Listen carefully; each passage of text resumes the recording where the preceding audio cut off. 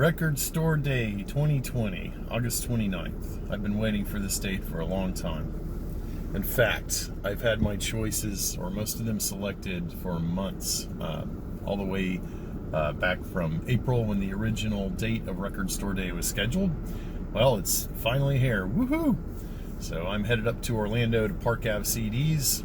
I'm gonna hopefully get all of the records that I've selected. I've got 10 items in mind, so let the journey begin, and I'm gonna see how the day goes. Well, Record Store Day was pretty successful this year. Park Ave CDs had everything really well organized. I had won a lottery to be in the store for a half-hour block between 9:30 and 10 this morning. So I think they let in about 10 or 15 people to shop in the store, and everybody submitted a list beforehand, so they were pulling our records while we shopped in the store. None of the Record Store Day releases were out on the racks, so they had to go back and get those and bring them out, and then you can decide what you wanted to purchase.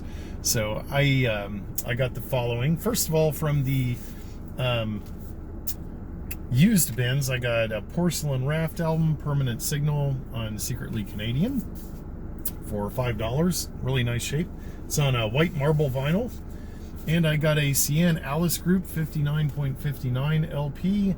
It's a double album on black vinyl. This was also $5. Looks like the discs are in pretty good shape. For Record Store Day purchases, I bought a copy of Hawkwind Quark Strangeness and Charm.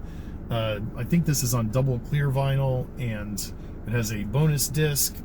This was the most money I spent on a single record. It was about $40.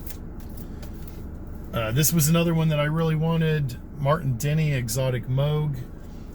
This is a re-release of a trippy album that he put out in the 1970s. This is New Orders, the John Peel Session, 1982. Paid about $20 for that. It's got a Peter Seville cover and 4 early New Order songs. For a friend, I picked up Ben Watt's Summer into Winter. I believe that this is also on a colored or clear vinyl, but it doesn't say on the outside. It's on cherry red. It's about $25. It's the earliest tracks that Ben Watt and Robert Wyatt recorded together. This is probably my most desired purchase. Pale Saints, Mrs. Dolphin.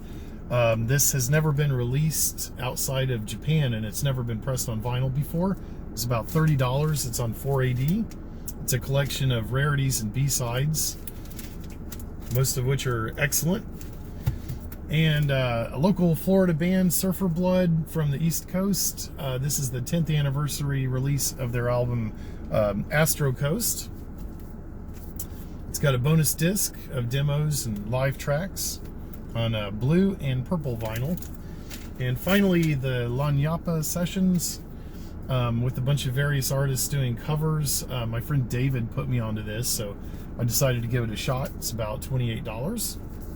And later on, when I get back to the house, I'll try to go through some of these in greater detail. But I was really happy with the way they handled Record Store Day at Park Ave. I always have a good shopping experience there. I hope the rest of you also found some good deals today and got the picks that you were looking for. Hello everybody, DJ Stosh back.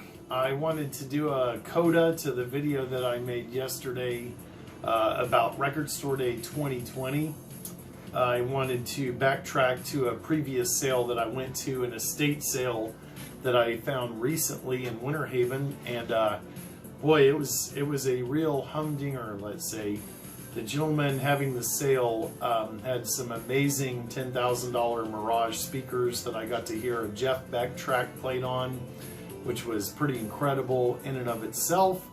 He also had a lot of audio gear that he was selling. However, I'm not in the market for any audio gear right now, so I asked if he had any records for sale, and he did happen to have some records that he was trying to sell because he's selling his house and all his possessions to move onto a boat.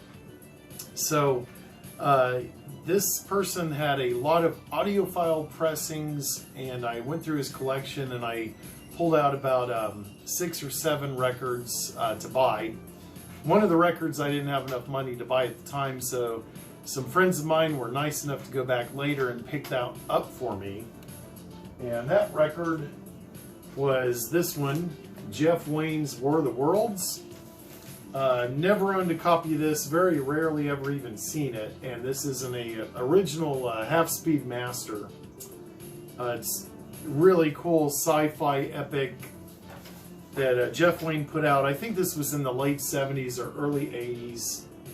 It's a pretty obscure record, definitely worth seeking out, and you do not see the half-speed master of this very often. It comes with this very cool booklet that contains the lyrics and the backstory of the album and a lot of original artwork.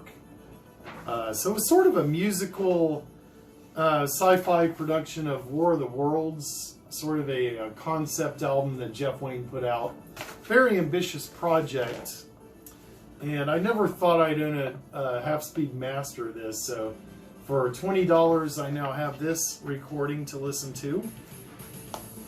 I have not played it yet, but it's in the stack. So the other albums that I found at the estate sale,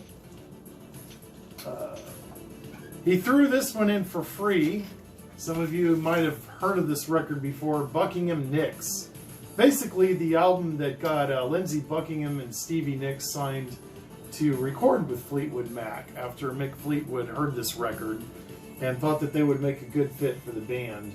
I've always wanted a copy of this, but just never really been willing to shell out the 25 or 30 or 40 bucks that it would take to purchase this. So I have a bootleg CD recording of it that I bought back in the 90s, but this is my first ever vinyl copy of it, and I checked the vinyl and it's in gorgeous condition. So this gentleman sold me the, or he gave me the Buckingham Nicks just kind of as a free item for buying the other albums that day. Another one that I found was an LA4 record. This is Lorenzo Almeida's Combo. He's of course the famous guitarist. And the other personnel are Bud Shank, Ray Brown, and Shelly Manne. This is a Nautilus audiophile recording. It's a gatefold. It's in great shape. Believe it or not, I haven't owned a copy of Jethro Tull's Aqualung in a long time. I did have a copy back in the 80s, which I eventually traded. So he had this original master recording there. I think I picked this up for about $10. An album that I also haven't had in a long time, Fleetwood Mac Rumors. This is a Nautilus Super Disc pressing. Currently, the only other Nautilus Super Disc I own is Styx's Pieces of 8. So this was a really nice pickup. I have a lot of other Fleetwood Mac albums in my collection, but I didn't have this one. And last but not least, Supertramp, Crime of the Century, an original master recording. Of course, contains the hit Bloody Well Right, as well as Dreamer and Rudy. Very good album, and I have never owned a copy of this. So here I've got an audiophile pressing of it. So I had a great weekend for record shopping with Record Store Day and the other estate sale finds. So I just wanted to share that with everybody, and as always I appreciate you watching the videos, and if you like these please subscribe to the channel. Hopefully I'll get back to more in-depth reviews of some albums in the near future. I have been out of the picture for a while just because I've had a lot of things going on here at the house and haven't had time to make a lot of videos. So I hope everybody had a great Record Store Day. I know that I did, and I look forward to the next Rsd Draw, which is coming up on September 26th. So at the very least, I will see you all then.